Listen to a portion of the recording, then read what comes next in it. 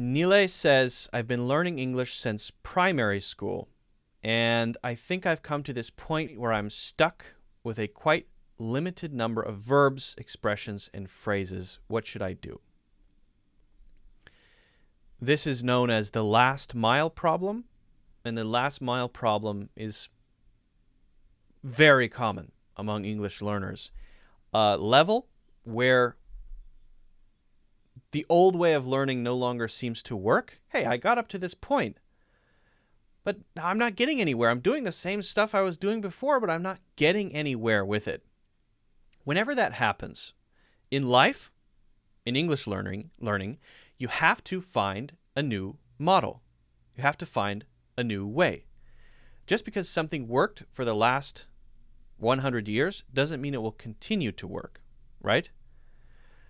That is trying to say what has worked always will is never a good idea, because sometimes you reach a point and you get what's called diminishing returns.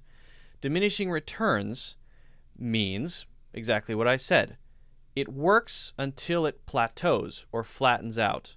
And once it flattens out, it either stays the same or starts to go down. The point of diminishing returns for learning vocabulary, for mastering the English language, would be studying, learning vocabulary in the traditional way, repeating the vocabulary, right? Maybe practicing writing with exercises. So this would be something that would help, but then lead to diminishing returns when you feel like you're not making progress. So what do you do then? How do you overcome the last mile problem? Well, think about what things you do sometimes with English that stress you out. And then you have to go headlong into those things. The things that make you comfortable are the things that you should stop doing. The things that make you comfortable are the things causing your diminishing returns that aren't working anymore because you feel comfortable. You've mastered those. So it doesn't work. The things that stress you out, cause you to feel panic and worry and fear, those are the things that you should be moving into, and they're telling you they're the right things by causing you to be nervous and afraid, if that makes sense. So maybe that's speaking in public. Maybe that's starting a YouTube channel.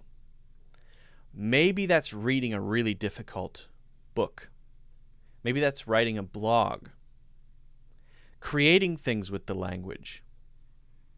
Maybe that's having friends who speak English only and having to interact with those people often. I don't know what those things are for you. They're different for everybody. What are the things, the situations that you might encounter, the challenges that you might have to deal with if you tried them, that would make you feel really scared at first. If you do those things and you get used to doing them, you will have overcome a challenge in the English language that will then take your skills to the next level. Join a meetup group where you're discussing things all in English, difficult things all in English. Is that a scary thought to you? If so, you should probably do it, right? Start a YouTube channel all in English. Is that a scary thought to you? Then you should probably do it. Watch movies without subtitles. Is that a scary thought to you? If so, you should probably do it. So it's already telling you what to do. You don't need me to tell you. It's all there. And it's the same with almost everything else. You want to become a bodybuilder, right? You do certain things to get up to a certain level of fit, of muscle mass, and then you notice, hey, this is not working for me anymore. So you start doing other things that are way more difficult that you thought would be impossible a year ago, but you've reached the point where now that's what you have to start doing, right?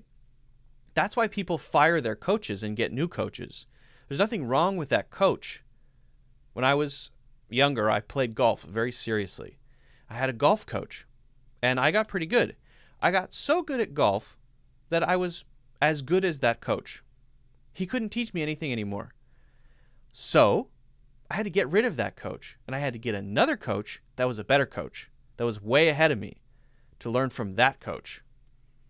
There's nothing wrong with the old coach, but the old coach could only get me from 0 to 10, but I needed to go from 10 to 20, but the coach is stuck at 10.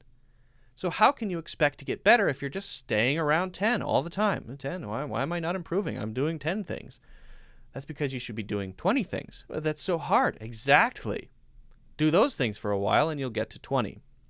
So I know there are a lot of analogies there, a lot of examples, kind of a mess, but that's what you have to do. And I don't know what those things are for you specifically, Nile, but you have to do some self-reflection and really think about that. And if you really think about it, I think you'll come up with an answer on your own. And then make a routine. Make a plan. Decide what you're going to do next, and you'll see the progress that you're looking for. Guys, if you haven't already, don't forget to hit the like button, thumbs up button. Don't forget to subscribe, follow, and check out my full English courses in the links in the description.